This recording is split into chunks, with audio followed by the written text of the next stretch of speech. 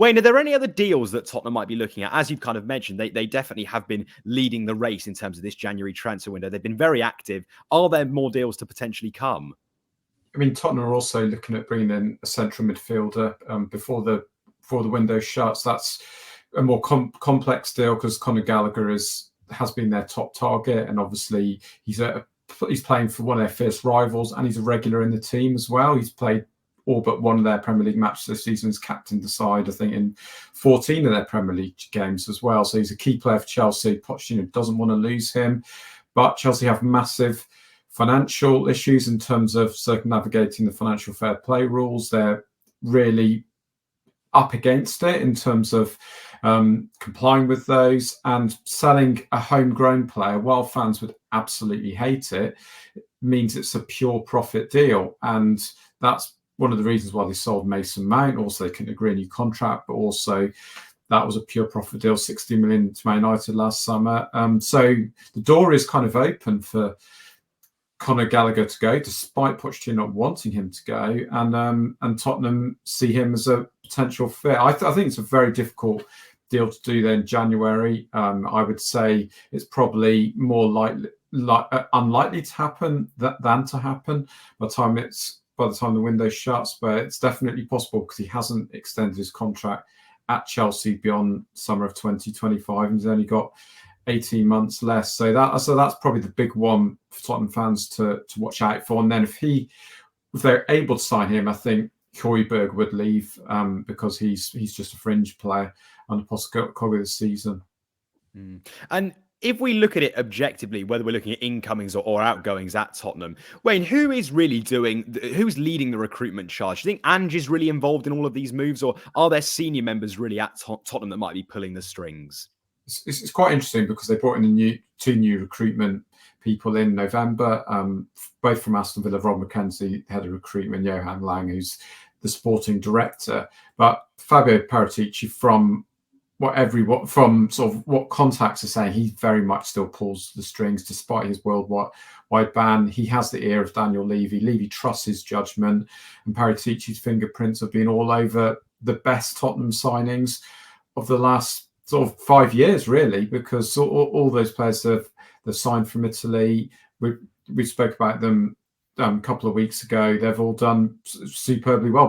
Bentancur, Kulusevski, Destiny Odigi, Romero, the Vicario, they're all Fabio Paratici recommended players, and he brought them all in. It was absolutely key to bring them all in. So, but in the background, and sort of Bryan will know much more than me of what really goes on in the background at an elite club like Tottenham. I think Bryan was there 6 years as senior scout at Tottenham during the Daniel Levy era as well. Paratici's absolutely pulling the strings on their business. Bryan, have you got any insight? What's Daniel Levy like as a character on a day-to-day basis? How close did you work with him during your time at Tottenham?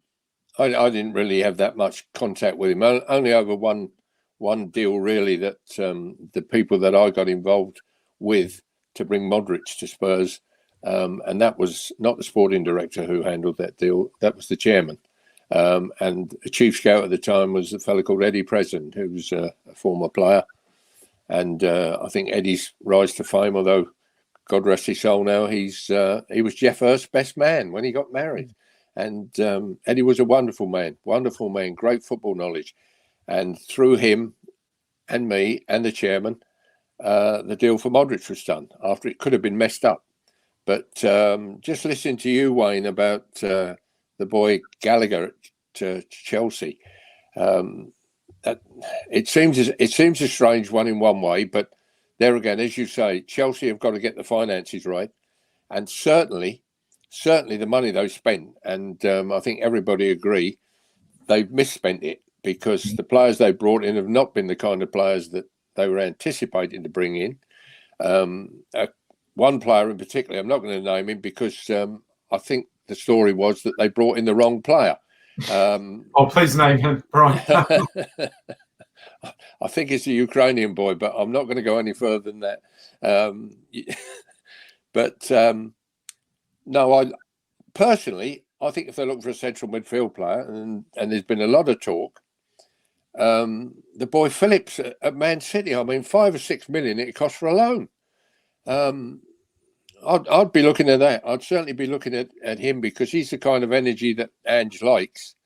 And obviously, Pochettino having to lose Gallagher, if it happens, would be a big loss for him because he's been central in every game Pochettino's been involved in as a manager, and has proved his worth not only internationally but as a club player and the player who's come up through the ranks. Good player. Both Phillips and Gallagher, for me, are Spurs players that would work hard for the team and for the manager and for the club. And as I say, if they can get a player of Phillips' ability on loan, I'd certainly have that. And it's still There's still 18, 19 days left of this month. So the window ain't going to close and things can change quickly. Yeah, and you can also see a scenario, can't you, where they have a number one target, a number two, number three, number four, and Phillips, I mean, he is on their target list. I think you're definitely right about that. And obviously he's available. Man City's available, but they have a loan fee that they want, and also they want all his wages covered, don't they, I believe. So, you know, that means Juventus think are out of the running, and it's limiting the potential clubs who can afford him and take him. But Tottenham will have their backup list, won't they? Well, he can't affect Man City that much, even if he does go to Tottenham, because I presume that there'll be a clause that says he won't play against Tottenham in the second game or whatever. But Spurs are not in the Champions League, so he's going to concentrate. And funnily enough, with the FA Cup coming up, I wonder whether Gary Mabba had another own goal there doing the draw. I mean, you couldn't have picked a worse team to play if you want to succeed in the FA Cup. But if you're going to win the best cup competition, then you've got to play the best. So, I mean, it's an interesting one. But for 5 or 6 million for a loan, I mean, when you're talking about prices today, I don't think that'd be a bad deal for 6 months. You've just watched a segment from Football Insider's brand new podcast, The Inside Track, with me, Lewis Pearce, alongside the guests on the show. Thanks very much for tuning in. Please do give the video a like, comment your thoughts on the topic, and feel free to share on your social media pages. If you want to listen to the full podcast episode, click the link in the description below. Keep your eyes peeled for plenty more content and exclusives here on The Inside Track.